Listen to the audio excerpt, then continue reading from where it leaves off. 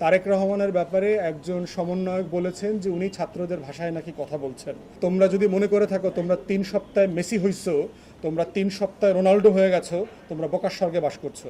প্রশ্ন হচ্ছে, দেশের সবচেয়ে গুরুত্বপূর্ণ রাজনৈতিক দলের সবচেয়ে সিনিয়র নেতার ব্যাপারে কথা বলার ক্ষেত্রে সবাইকে খুব সতর্ক হতে হবে।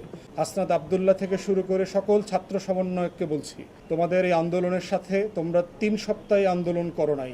এই আন্দোলন বাংলাদেশের গণতন্ত্রকামী মানুষ গত 17 বছর থেকে করেছে। মেসি হঠাৎ করে গোল দিলে গোল হয় না, 11 জন খেলে মেসি বানাইতে হয়। তাই সিনিয়র পলিটিশিয়ান এবং পলিটিক্যাল পার্টি নিয়ে কথা বলার ক্ষেত্রে সকল ছাত্রনেতাকে অত্যন্ত সতর্ক হতে হবে। কোনো ফাইজলামি করবার সুযোগ কিন্তু নাই।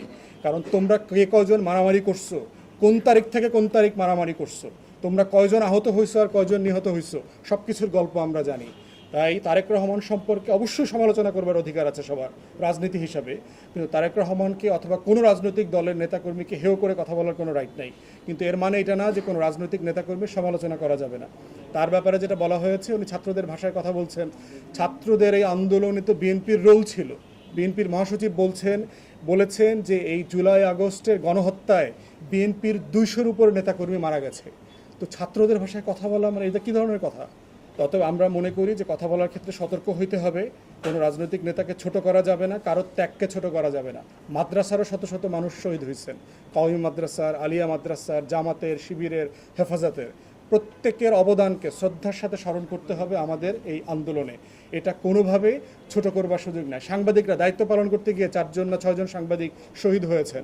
তো অতএব প্রত্যেকের অবদানকে গুরুত্ব সহকারে দেখতে হবে। একক কোনো ভিত্তির উপরে আন্দোলন হয় নাই, এটা যেন সবার মনে থাকে। এই আন্দোলনটা সারা বাংলাদেশ মিলে আন্দোলন করেছে।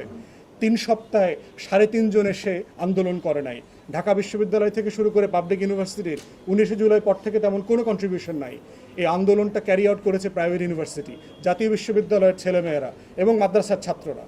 অতএব সেই আন্দোলনের ব্যাপারে সবাইকে অবদানের জায়গাটা শেয়ার করতে হবে এবং সবাইকে ন্যায্যতার ভিত্তিতে সম্মানের সাথে আন্দোলনের শেয়ার দিতে হবে। আমরা মনে করি এর বাইরের অন্য কোনো আলোচনাটা আমাদের সবার জন্য সুখকর হবে না। আমাদের মাথায় রাখতে হবে যে আমাদের সবার একটা কমন শত্রু আছে, সেটা হচ্ছে আওয়ামী ফ্যাসিবাদ। তারা চলে যায় নাই।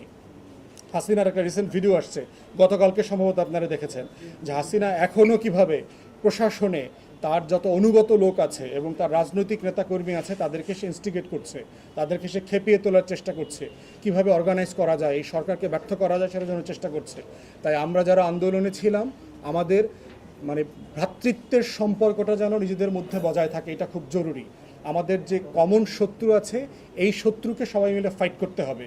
নিজেদের মধ্যে অন্তর্দ্বন্দ্ব, কলহ এবং যুদ্ধ যেন কোনোভাবে বেঁধে না যায়। তাই আমাদের কথা এবং কাজের ব্যাপারে আমাদের নিজেদের মধ্যে যথেষ্ট জবাবদিহিতা থাকতে হবে বলে আমি মনে করি।